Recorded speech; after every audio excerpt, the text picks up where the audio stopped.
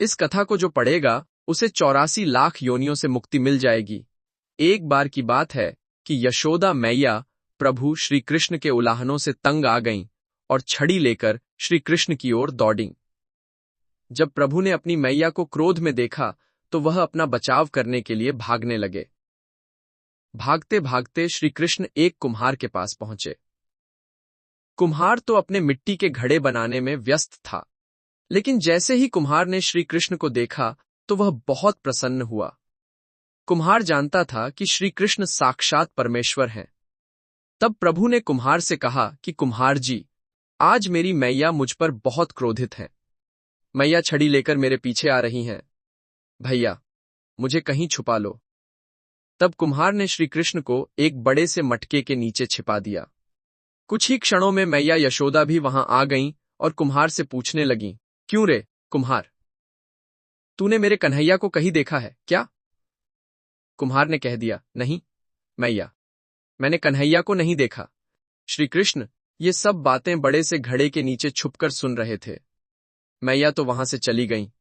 अब प्रभु श्री कृष्ण कुम्हार से कहते हैं, कुम्हार जी, यदि मैया चली गई हो तो मुझे इस घड़े से बाहर निकाल दो।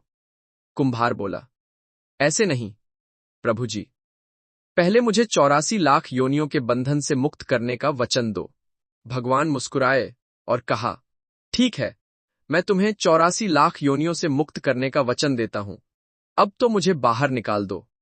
कुम्हार कहने लगा, मुझे अकेले नहीं प्रभु जी, मेरे परिवार के सभी लोगों को भी 84 लाख योनियों के बंधन से मुक्त करने का वचन दोगे तो मैं आपको इस घड़े से बाहर निकालूंगा। प्रभु जी कहते हैं, चलो ठीक है, उनको भी 84 लाख योनियों के बंधन से मुक्त होने का मैं वचन देता हूं। अब तो मुझे घड़े से बाहर निकाल दो।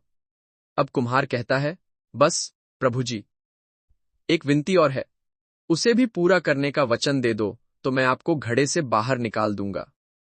भगवान बोले, वो भी बता दो, क्या कहना चाहते हो? कुम्हार कहने लगा, प्रभु जी, जिस घड़े के नीचे आप छुपे हो उसकी मिट्टी मेरे बैलों के ऊपर लाद के लाई गई है। मेरे इन बैलों को भी 84 के बंधन से मुक्त करने का वचन दो। भगवान ने कुम्हार के प्रेम पर प्रसन्न होकर उन बैलों को भी 84 के बंधन से मुक्त होने का वचन दिया। प्रभु बोले, अबू तो तुम्हारी सब इच्छा पूरी हो गई, अब तो मुझे घड़े से बाहर निकाल दो। तब कुम्हार कहता है, अभी नहीं भगवान, बस एक अंतिम इच्छा और है, उसे भी पूरा कर दीजिए, और वो ये है, जो भी प्राणी हम दोनों के बीच के इस संवाद को सुनेगा उसे भी आप 84 लाख योनियों के बंधन से मुक्त करोगे।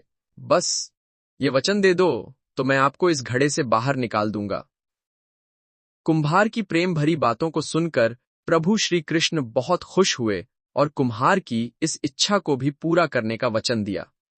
फिर कुम्हार ने बाल श्री कृष्ण को घड़े से बाहर निकाल दिया, उनके चरणों में साष्टांग प्रणाम किया, प्रभु जी के चरण धोए और चरणामृत पिया, अपनी पूरी झोंपड़ी में चरणामृत का छिड़काव किया और प्रभु जी को गले लगाकर इतना रोए कि प्रभु में ही विलीन हो गए। जरा सोच करके देखिए, जो बाल श्री कृष्ण 7 कोस लंबे चौड़े गोवर्धन पर्वत को अपनी इक्नी अंगुली पर उठा सकते हैं, तो क्या वो एक घड़ा नहीं उठा सकते थे? लेकिन बिना प्रेम रीझे नहीं, नटवर नंद किशोर। कोई कितने भी यज्ञ करे, अनुष्ठान करे, कितना भी दान करे, चाहे कितनी भी भक्ति करे, लेकिन जब तक मन में प्राणी मात्र के लिए प्रेम नहीं होगा, प्रभु श्री कृष्ण मिल नहीं सकते। जय श्री कृष्ण, जय श्री राधे राधे।